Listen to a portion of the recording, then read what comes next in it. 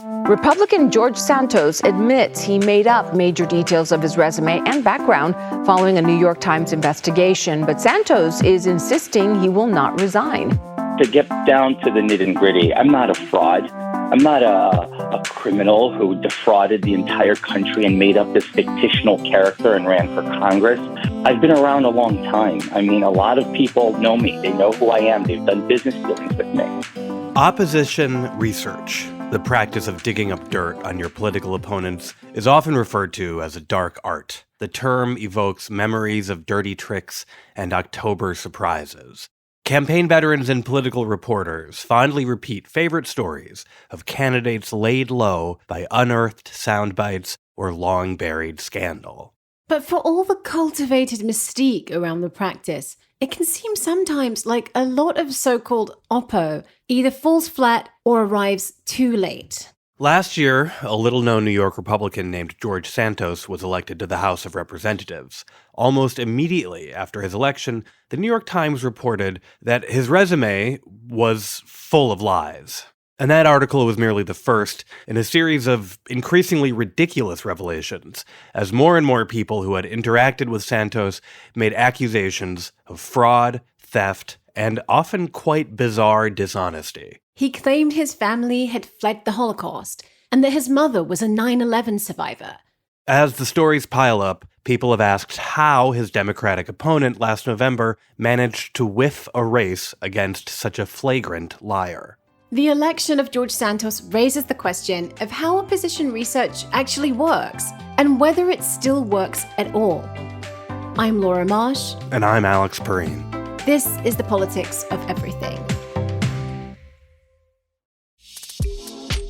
Sometimes it feels like American society, if not the whole world, is falling apart. And when you feel that way, it honestly becomes pretty hard to care about the nuts and bolts of modern living. But Crooked Media editor-in-chief Brian Beutler has a theory. The onslaught of grim news can just as easily serve as an invitation for us to take a deep dive into the history and substance of the issues at hand. Multiple ongoing high-stakes crises can arm us with the knowledge to make things better, even if only a little better.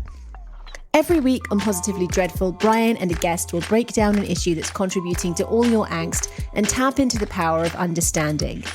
New episodes of Positively Dreadful premiere each Friday. Listen on Apple Podcasts, Spotify, or wherever you get your podcasts.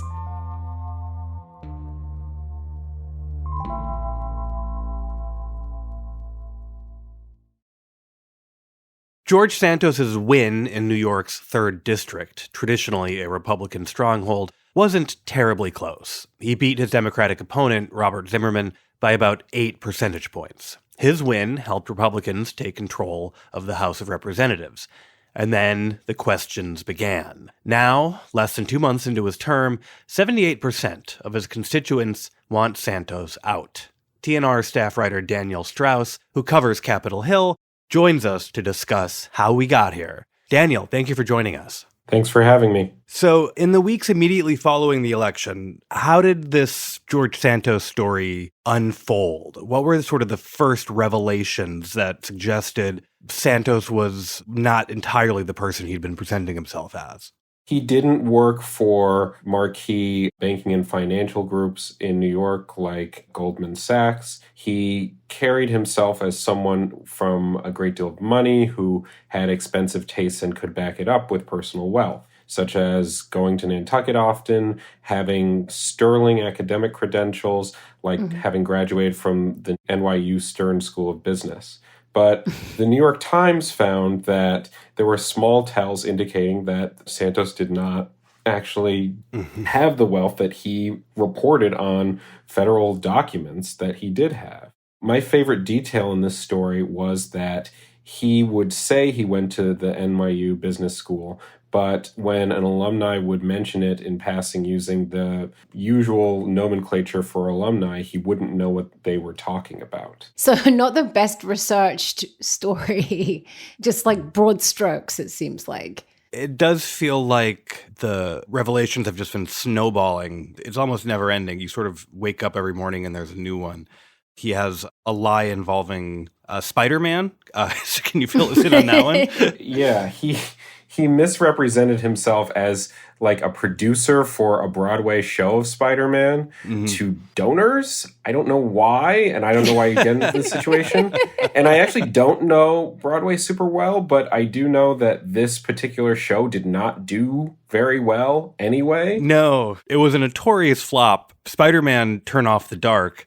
I mean, it was such a disaster of a show that falsely presenting yourself as a producer of it is a strange thing to do for a number of reasons. Yeah. I mean, it seems like he was trying to hit a lot of like big New York beats, right? Like Broadway, having all the clothes, going on the fancy vacations. Like he was sort of like approximating someone who would be a big deal, just kind of all over the place. Yeah. I mean, the other thing is that Santos represented himself as sort of a too good to be true Republican. He said he was Jewish. He's brown-skinned. He said he's gay. And, you know, if you are a low-information Republican voter, you're like, yeah, this sounds great. Let's, like, diversify the party a little bit more. And I think part of the reason that this story is persisting in the news and American news ecosystem is because, like, my favorite thing is that oftentimes a George Santos story would refer to him in a headline or on the deck as the talented Mr. Santos. It's a very familiar story to us right now and in general, not only because of the talented Mr. Ripley, and it seems like there are a lot of similarities there, but also Anna Delvey and sort of frauds in high places, which is an ongoing thread in the American discourse. And this one is amazing because the lies don't end. It's interesting because, as you said, these figures of the fraud or the con artist do loom very large in the culture right now, right? Like we've had like a million HBO, Netflix, Hulu, whatever miniseries dramatizing the lives of Anna Delvey and Elizabeth Holmes and the Crypto King and so on and so on. And yet we don't really seem to be very good at spotting these characters when a new one pops up. When the first Times piece came out about George Santos, a question a lot of people raised is, well, why didn't you report on this before the election when people were still figuring out who to vote for? Did anyone close to the campaign like have a sense that this guy might not be who he says he is? Yeah, and in the district, there was a strong sense that something didn't smell right about Santos. And the umbrella campaign committee for House Republicans kept their distance from him. They refrained from pouring as much money as they could have into that race. Kevin McCarthy also, then the House Minority Leader, avoided campaigning in the district because Santos just didn't fit right. I was able to get my hands on the opposition research book that Democrats had. And what that is that's a collection of negative information about a candidate that a campaign can use against them. And it is a long, long list for Santos. But the explanation that you'll see from national and local reporters is that there just wasn't enough attention on this race. So that's sort of how he slipped through the cracks. There's kind of an interesting contradiction there almost, because since the election, Santos has become sort of the main character of American politics in a lot of ways. But it's almost as if these stories were less relevant before he actually managed to get into Congress, right? So there were all of these threads that could have been pulled, and there was opposition research saying that a lot of his background doesn't really add up. You almost figure that there's one of the checks that is supposed to stop people like Santos from getting in is I don't know, embarrassment. This idea that if you run for office, all of your dirty secrets will be uncovered. It seems like if you are just completely shameless, like that might not matter enough for you. Yeah, and he had nothing to lose. I mean, he had been evicted multiple times. He really didn't have much money to his name. He didn't have the education that he wanted. So he's taken on this approach of go big or go home. And frankly, that's worked out for him until now. There's not much Republicans can do to force him out beyond where he is now. He has recused himself from the two committees he was appointed to, but he's still a vote in Congress. He's still walking around. I think this gets at some of the ways in which our system was upheld by norms that may not be as strong as they once were, because there's not a clear-cut way to be rid of Santos now that he is in office. Constitutionally, he's elected, he's sworn in, he's a member of Congress. There's nothing he's done that is disqualifying him from serving. And the thing that traditionally would have gotten rid of him is he just, I guess, would have been so shamed and embarrassed he would have resigned. And if you just decide not to,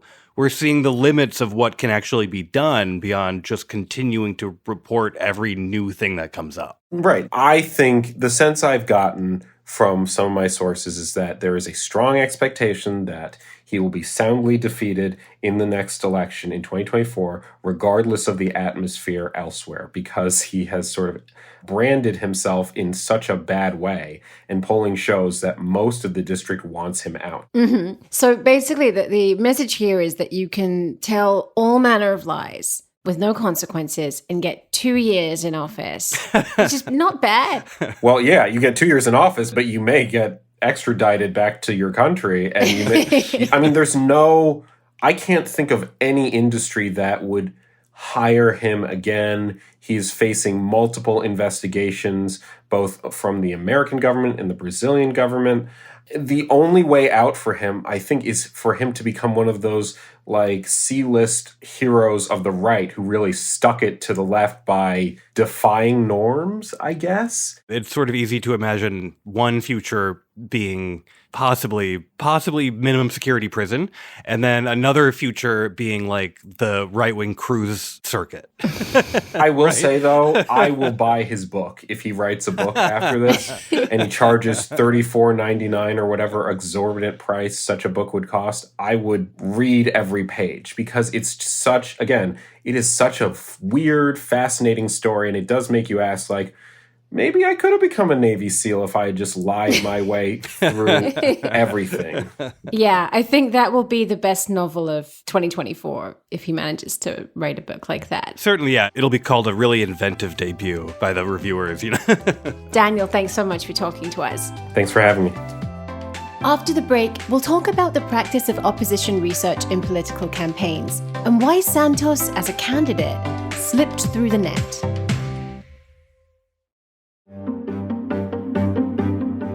Want a regular dose of the New Republic? Sign up for TNR newsletters, must-reads every day of the week. Get daily roundups of trending news and commentary from TNR.com. Discover the rogues and scoundrels of American politics with Deputy Editor Jason Linkins. Keep tabs on the rumblings of Capitol Hill with Grace Seegers and Daniel Strauss. And find out what's got Editor Michael Tomasky steamed up this week. With the New Republic's newsletters, you will always be in the know. Sign up today at tnr.com/newsletters. That's tnr.com/newsletters.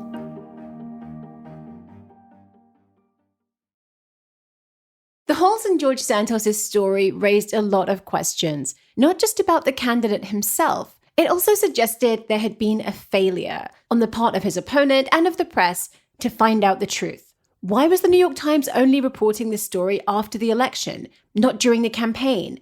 Why hadn't his Democratic opponent dug out these facts about him and used them? There's a whole industry devoted to digging up exactly this kind of dirt in elections, and it's more complicated than it might seem. We're talking now with Tyson Brody, who's been an opposition researcher for more than 12 years, about how opposition research really works. Tyson, thanks for coming on the show. Thanks for having me.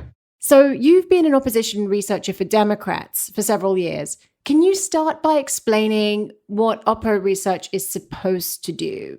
Yeah, so, opposition research is just sort of looking into everything good and bad about a candidate. You look into your own candidate, too. The idea is you want the news to be as good about your candidate and as bad about the opponent as possible.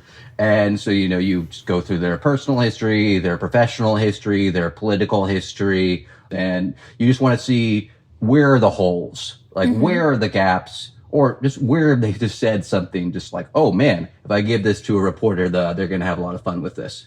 What kind of thing is seen as really significant? Because you could comb through someone's past and find out, they have an unpaid parking ticket and no one's going to care. It's not going to influence an election. When opposition research really works and when you find something really explosive, what kind of fact are we talking about? Part of the problem is, and I think this is actually very relevant to the George Santos situation, is that sort of the sexy part of opposition research is the investigative reporter aspect. You're digging through the files, you're connecting all these like financial assets or transactions and claims and proving that, they've done misconduct or something like that. And a lot of times that simply doesn't pan out. It's just a lot of work. A lot of reporters sadly don't have the bandwidth to do it. You've seen with Santos, right, that there was just like not that much coverage because not many people were interested in the race until he won. Mm-hmm. The best kind of stuff has generally always been someone saying something dumb on camera. So this would be like, someone was on a talk show 10 years before they even thought about running for office, and they made a comment that now seems really tin-eared, and you're going to resurface that in the campaign. And having that video of that person saying something stupid is really powerful, but maybe having something from their tax returns that you have to explain that's kind of abstract has less of an impact. Yeah, it's much easier to convey the information in something like that, right? It's like they said something bad as opposed to, he claimed the deduction that wasn't really there or something like that, or he's taking advantage of something that says he lives in a different state, et cetera, et cetera. And my impression is that it has to also sort of fit a story the campaign wants to tell, right? It can't just be any old thing. It has to sort of fit into what kind of story they want to tell about their opponent or the race, right? Yeah, especially for things like a congressional or something like that. You already know what are the top testing messages against your opponent, or what the ideal thing would be. So your mind is kind of directed there to like look for that, to find those patterns, as opposed to create a whole new path and do all the extra legwork and try to convince people that this is a thing. So if you were looking at a race where voters really care about abortion and January 6th, and then the research you have against someone is, they own stocks in a company that has really bad labor practices, like maybe that's not something you're even going to bother surfacing. You can pitch it. Never hurts to pitch something, right? It's just like someone writes it up and what happens after that. Just take us especially for listeners who have not been on either end of this exchange. How does the process by which opposition research become journalism? How does that work? Okay, so let's say I've done my work. I've put together a pitch document. A pitch document is just going to have a short summary of what I think the story is, then point by point evidence with citations and links of all of the claims you're making. And so you eat out to that reporter, and after that, it's on the reporter side to be like, are they actually going to look into this? Do they think this is interesting? And then after that, I'm just bugging you to be like, hey, how's it going? Is there anything else? I found out this extra thing. Maybe this will help. I think when people think about it, they think there's going to be this smoking gun. It's going to be one example Alex and I discussed before the show is the Gary Hart presidential campaign, where there's this photo of the candidate with a beautiful woman that's not his wife, and this will sink the candidacy of this person. And that doesn't happen very often. But I think people have this idea that there will be something very dramatic like that could come out of opposition research. Obviously, it's just much more entertaining and cool that way.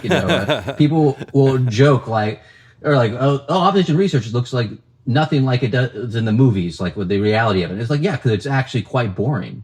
I'm just reading through a bunch of Nexus transcripts or going to look at microfiche or something like that, or maybe on hour 12 of some horrible YouTube playlist I have set up to hopefully catch someone saying something dumb. Right. I wanted to ask how this business has changed, because with a candidate like Trump, you have so much material potentially to use and say, look at this stuff he did that was bad, right? There isn't just one gotcha moment. There's a huge array of them. Does that complicate things because there's just so much bad stuff out there that it almost seems like it stops mattering? Yeah, the story I can tell about Trump is, we could spend weeks working on what I would consider a very good hit. But getting anyone to write about it's tough because every day he would just go on the news and say something to the equivalent of it, it should be illegal to be Mexican or something like that. And right. That's all people are going to talk about. And that's what they should probably talk about. It's more interesting than him doing financial misconduct. Let's talk about the Santos campaign a bit more, because there was opposition research, but it didn't surface. So what do you think happened there? I think what happened is, they put together what they thought were the top hits. Some of them were good. Some of them were saying, like, they got a lot of them saying some nutty stuff and supporting like things like abortion bans. I think they said they paid the legal bills for like January 6 rioters and things like that. And they even got some of the other like investigative things, that the charity was fake, was never registered, the dog rescue. But I think as to what happened then, it's out there. I don't know if they were pitching it a lot. It just probably wasn't that interesting to people. And frankly, it was probably hard to get people to care about George Santos. Like, even if you're like a member of the press that lives in that district, his potential constituents are the people that read your paper. It just like wasn't, I think, as sexy as the story of things that were going on. And that's like a hard thing to deal with. I think people just didn't think that Republicans were going to do as well in New York, let alone like run the table in Long Island. The reason the New York Times looks into him is he's only interesting because he won, right? Yeah, right. Otherwise, he was just going to be some gadfly like who had just lost by 12 points the year before. Tyson, thank you so much for talking to us today. Hey, thanks for having me. I hope it was helpful. You can read Tyson Brody's op-ed, George Santos and How Opposition Research Really Works, in the New York Times. After the break, we'll discuss whether Donald Trump, who famously said he could shoot someone on Fifth Avenue and get away with it, has permanently altered, at least for Republicans, the power of oppo. Would you like to hear more from The New Republic? TNR's newsroom is staffed by the best journalists covering politics, climate change, inequality, books, and art, all working toward a common goal: to bring you the reporting and analysis you need to make sense of the world. Every day, we aim to tackle the challenges of today's democracy with deeply researched reporting and bold new thought. But we can't do it without you. Please consider subscribing with our special offer. Go to tnr.com/special offer. That's tnr.com/special offer and subscribe today.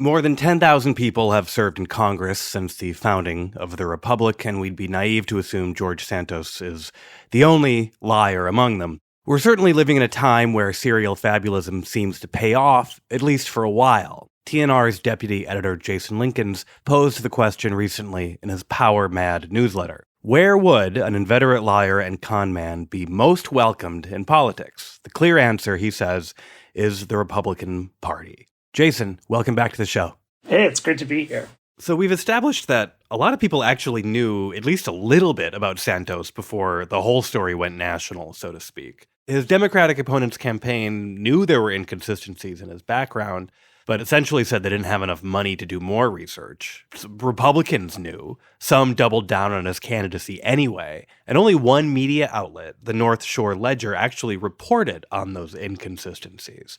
Santos, of course, won his election by 142,000 votes. So what do you think Santos was thinking? I mean, do you think he thought he would get away with this or what? Yeah, I mean, I think that the guy is, at least on some level, somewhat pathological. His lies are such a wilderness of oddities. I mean, he lies about strange things, like he was a star volleyball player at Baruch College. Right. Which is so specific. You really have to, at some point, decide, I'm going for it. I was a star volleyball player, Baruch College. You're right. It's not like he was carefully crafting a backstory. It's kind of like he was just kind of seizing on things as they came to him. Yeah.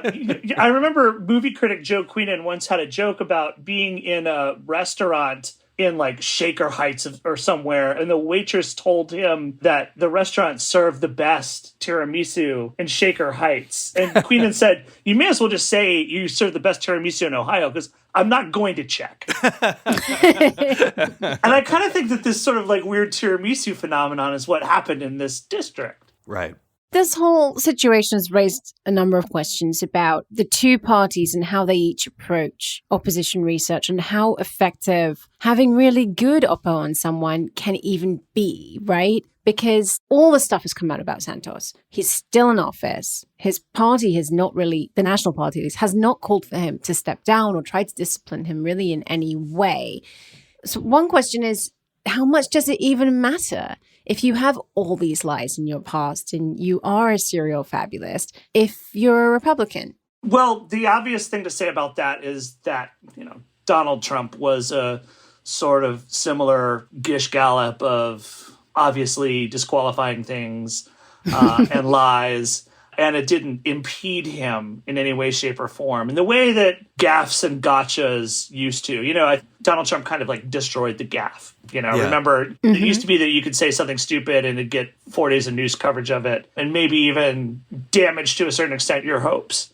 Trump, in a lot of ways, rewired our brains. And a question I have is whether there's now an asymmetry in politics where oppo-research can't hurt Republicans, but it can hurt Democrats. And an example that comes to mind, also a New York race, though in this case actually just a state Senate race, was the enormous amount of oppo-research that came out against Julia Salazar when she was running, with some similar kind of echoes of the Santos story. She said that she had Jewish heritage, which I don't know why people keep claiming this. They think that they're going to resonate with voters in New York more if they say that they're Jewish somehow. But she was really hammered in the press for all this stuff that came out about her. And, the press raked through details of like babysitting gigs that she'd had as a teenager. I think there is an asymmetry. I think the Democrats are hamstrung by the fact that they can never appear to be a cynical party. That the Republicans are so obviously cynical about things, they don't really promote policies anymore. They're largely not trying to be productive in the traditional sense. One of the things I talk about in the piece I wrote on this matter, the reason I think Santos is a model Republican is that Republicans, for as long as I can remember, have essentially been running like scams on their own base. Right. They ran direct mail schemes. They hooked their base on penny stock scams and miracle cures. They're still doing that today. The problem, the Democrats have, unfortunately, for better or for worse, decided they're going to be the party of slightly higher standards. And, it's sometimes an albatross around their neck. During the 2020 campaign, Democrats had to be the party of COVID responsibility. So they weren't out campaigning in places where they traditionally campaigned, where they traditionally had people knocking on doors. So sometimes you pay the price to be the non-cynical party. I don't know how we ever equalize that. The Republicans spend a lot of money. And it seems like there's an extra element here too, because not only does some of the dirt that comes out about these candidates not harm Republicans, you could even argue it's helped them. So you ran a piece by Alex Shepard, which argued that the whole circus around George Santos has actually benefited Republicans. How does that work? If George Santos had not become a thing, then probably the headlines in the early part of the new GOP House majorities era would have been about the fair tax proposal that they put forward, which essentially is a super regressive form of taxation that hamstrings working class and middle class people. It's a crazy idea, and it's the kind of thing that if you were a Democrat, you would probably want to immediately make the face of the new majority. But instead, what was happening was George Santos was in the headlines at all times. It's funny that you say it sort of takes the heat off Republicans for their actual terrible agenda, because I think to some extent, I don't want to blame the Zimmerman campaign too much here because New York had a bad cycle for Democrats for a lot of reasons. But I think to some extent, they were trying to figure out how to go after Santos for being a Republican, right? Here are the sort of unpopular policy positions that he holds. And in doing so, miss the actual sort of Santos story. And then that sort of happens writ large with the entire new Republican House majority, where there's no attention paid to their insane policy agenda because it's all of his attention being paid to, the nuttiest nut in the caucus. He's obviously a very outlandish figure, and that's why this has been such a big story. But I wonder if you think there is a kind of Rubicon being crossed here, as in this shows how much you can get away with. I think we saw with the Access Hollywood tape before the 2016 election, you can have this awful video of you come out and still become the president. Do you think this is a continuation of that trend, or is this just a blip? I think that if we've not crossed the Rubicon, we've certainly neared it. And, this is also kind of a story of institutional gatekeepers. Why ultimately did Trump become president after the Access Hollywood tape became something in clear, full view of everyone? It's because the people who made the rules about who was and who was not a Republican said it was okay. I think that there have been with George Santos, because he's such a marginal figure and he's a humiliating figure in a lot of ways. You do see some Republicans, say he's got to go, but it's McCarthy's caucus. McCarthy wants him to stay, so he stays. And I believe you already kind of see the fact that he's staying, giving him a little bit more legitimacy than he had when it started. His career may come to a very quick end as soon as voters have the chance to do something about him. But for the time being, I think that Santos has gotten away with it. And he's going to have an opportunity now to do legitimate congressman things. And that could potentially save him in the end. Thanks so much for talking with us, Jason. Yeah, sure thing. Read Jason Linkins' article, George Santos is a Model Republican, on newrepublic.com. The Politics of Everything is co-produced by Talkhouse. Emily Cook is our executive producer. Lorraine Kadamartori assisted on this episode. Myron Kaplan is our audio editor. If you enjoy The Politics of Everything and you want to support us, one thing you can do is share your favorite episode with a friend. Thanks for listening. Would you like to hear more from TNR? Every day, our writers and editors work to bring you the reporting and analysis you need to make sense of the world. But we can't do it without you. Please consider subscribing to The New Republic with our special offer at tnr.com/special offer. That's tnr.com/special offer.